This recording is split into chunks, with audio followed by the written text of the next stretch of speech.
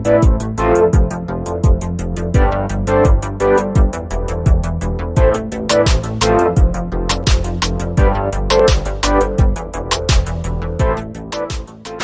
that time once again. I'm in the San Fernando Valley and it's October, it's Halloween time. So today we'll be looking at the normal stuff that we would look at in the San Fernando Valley, but we'll also be looking at some spooky, haunted Halloween type stuff. But before we get started, I want to take a minute to thank my newest Patreon supporters, Daniel Lee, James Burns, and Andres Aguirre. Hopefully I said your name right. If you'd like to support me on Patreon, visit patreon.com/80slife. Now let's go see what we can find. Now this is technically not in the valley, but back in the day when I lived in the valley, we used to come here late at night to try and scare ourselves. This is the Colorado Street Bridge in Pasadena. Now more than 500 people have died on this bridge or around this bridge. So of course with that comes a lot of ghost stories, probably the most famous being that if you drive across this bridge late at night, a woman in a long white gown will appear on the road in front of you. So we used to come out here all the time in the middle of the night, driving back and forth across the bridge, trying to scare ourselves. Of course, we never saw anything. It's funny how when you're younger and you hear about all the people dying on this bridge, you just want to go ghost hunting. But now that I'm an old man and I'm here talking about all the people that died on this bridge, it just makes me really sad. For many years, this building was Dean Jeffries' Automotive Stylings. Now I have fond memories of passing by this building my entire life, mainly while on the 101 while on the way to my dad's work. One day my dad pointed it out to me and told me that's where they make cars for movies.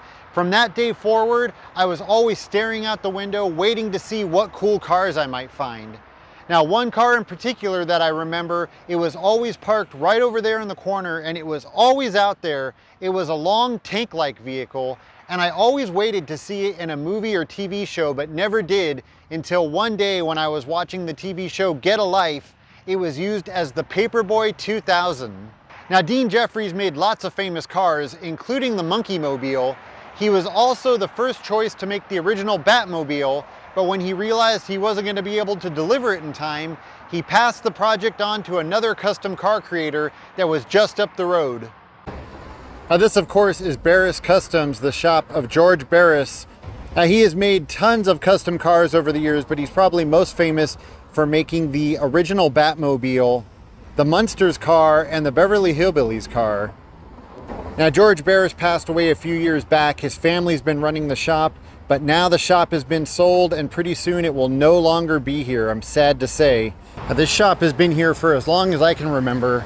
It's one of those places that, you know, always pass by. It's going to be sad once it's gone. Said the Beverly Hillbillies car, and of course the Batmobile. I don't know if you're able to see that, but that's the Munsters car right there. And then again, I don't know if you can see because of the reflection, but there's the Batmobile itself. A couple years back, they had a yard sale here, and we actually came to it. It wasn't, by the time we got here, there wasn't too much, just some old posters. But we did get to come around the other side and kind of look in the showroom here, which was really cool. And right here in front, you got George Barris's signature in the cement. And if you come on the street just on the side of the shop, there's this cool little mural of the Batmobile. Don't know if this is going to be here once the shop is gone. George Barris's name, and then there's Batman. And of course, right back there, some of the garages where they built some of those awesome cars, got the big B on there. I don't know what's going to become of this place, but I have a feeling whatever it is, it's not going to be as cool as what it is now. Since we were in the area, I had to swing by this spot, and I'm sure most of you recognize it. This is the Brady Bunch house. And although not an 80s or 90s show, if you're like me, I'm sure you watched reruns of this show in the 80s and 90s. I remember one summer on TBS, they showed every episode, and I watched all of them. Now this house was most recently featured on a home improvement show where they remodeled the inside to match what you see on the TV show.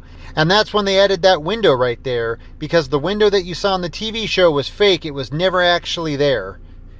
Now I'm not sure if you're able to see that private property sign that's on the walkway right there, but it's written in the Brady Bunch font.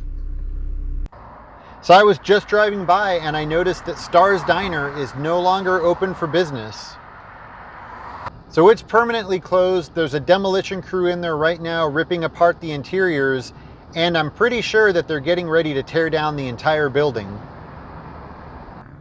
Now, if you've never been to Star's, it was your typical 1950s style diner, hamburgers, milkshakes, that sort of thing. If you've never been to the San Fernando Valley, you might have seen Star's in an episode of My Name is Earl. There was an episode where Earl got a job working at Star's and they actually used the real name of the restaurant. And if I remember correctly, he worked right there in that drive-through window. Star's was a really cool diner to have here in the Valley that had cool memorabilia inside, and it's sad to see it go. And I have a feeling that they're probably making way for something really generic that's not going to be anywhere near as cool. Right now we're on our way to a spooky spot that I used to go to with my friends quite often. We're on our way to Gravity Hill. And if you don't know what Gravity Hill is, basically it's an optical illusion. You park on a hill, you put your car in neutral, and then it looks like your car starts to climb up the hill. Now, of course, there has to be a spooky story to go along with it. The one that I was always told was that a young boy was hit by a car and died here, and then so now he pushes all the cars back up the hill. I believe there's multiple Gravity Hills, but this is the one that I used to go to with my friends. And as you can see, you have to take a long winding road to get here. So of course, there's spooky stories that go along with the surrounding area as well. I was always told that on this road that you take to get here, you pass by a neo-Nazi biker bar, a place where they do KKK rallies, a mental hospital where you can hear the patients screaming all night, and a cemetery. Of course, none of that's true except for the cemetery. So this is the spot that I used to come to with my friends right here next to the mortuary. And honestly, I don't know if it ever even worked. I mean, we used to always come here in the middle of the night. We would always come in a car that seemed like it was about to break down. On the way here, we would be telling scary stories and trying to scare each other. So by the time we got here, we were so freaked out that I just honestly don't remember if it ever worked. Okay, so it seems like my friends and I had been going to the wrong spot all along. According to Google Maps, right here, this is the actual Gravity Hill right here next to the cemetery. Now the spot that I just showed you is just around the corner, but I guess this is the actual Gravity Hill. Now as you saw, we were just going downhill and now the road is starting to go uphill. So we'll stop right here as the road starts to go uphill and we'll put the car in neutral. And yep, it looks like we're now rolling uphill.